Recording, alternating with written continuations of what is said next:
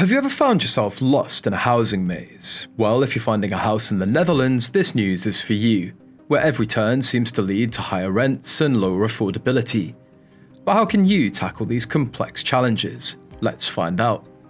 If you're thinking about living in the Netherlands or just visiting, you're in for a treat. Learning some facts about the country will help you get to know it better.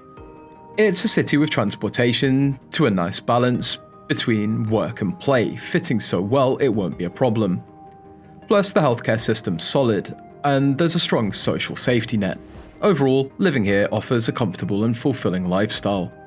But it's one of the most densely populated countries in the world. Interestingly, around 92.5% of the population lives in urban areas, and more than 40% of the total population of the country lives in cities of Amsterdam, Rotterdam, The Hague, and Utrecht.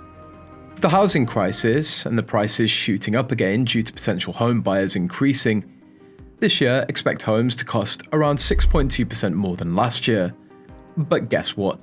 And in 2025, they'll likely go up another 6.3%. But the builders aren't making as many homes either, partly because there haven't been any building permits in the last couple of years. So back in 2022, CBS said there were over 8 million houses in the country. During the pandemic, compared to other European countries, the house prices in the Netherlands drastically increased, and they haven't gone down since. And to top it off, the average mortgage debt in the Netherlands is the highest in all of Europe. It's crazy how things vary from place to place. So this year, finding a place to live might be tougher because of the housing prices, especially if you're hunting a home in places like Utrecht and Delft.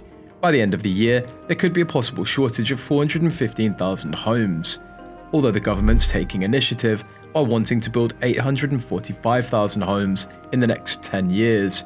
Experts think they'll only manage 20,000 by the end of 2024. Let's rewind back to when it began. In the Dutch's golden age, people faced the challenges with frequent floods that caused countless lives. So in 1667, the Dutch ambitions of enclosing the Zuider Sea by a series of dams along the Wadden Islands to reshape their coastline dramatically. However, the technical limitations of the time obstructed their ambitions. But guess what? The floods persisted, reminding them of the challenges posed by nature. Have you ever wondered how the Dutch handled this tricky situation? Let's break it down for you.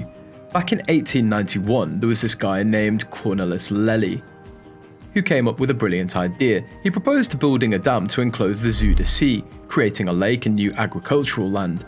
It was a game changer, but unfortunately World War I happened, causing food shortages and a devastating flood in 1918. However, the Dutch didn't give up. They eventually implemented Lely's plan and started construction by sealing off 30 kilometers of the Zuider Sea. Pretty impressive, right? And so in the 1930s, they rolled up their sleeves and started digging over 14,000 kilometers of ditches. Can you believe that 80% of it was done using just shovels and sheer force? Talk about dedication. They transformed the land into fertile ground for agriculture. Then, 4 years later, they opened the dam that was just too close to the sea in 1932, closing off the Zuider Sea and renaming it Gisselmeer, which means the lake of the River Gis. The whole purpose of Eastern Flevoland was to tackle the housing crisis. The urban centres in the Netherlands were growing rapidly and there was a shortage of affordable housing. So, they decided to build new cities in this polder to ease the pressure on nearby cities. It's amazing how they came up with such a plan, don't you think? Here's a thought to wrap it up. What are your thoughts on the Dutch housing crisis and its potential long-term effects? Drop your thoughts and don't forget to like, share and subscribe.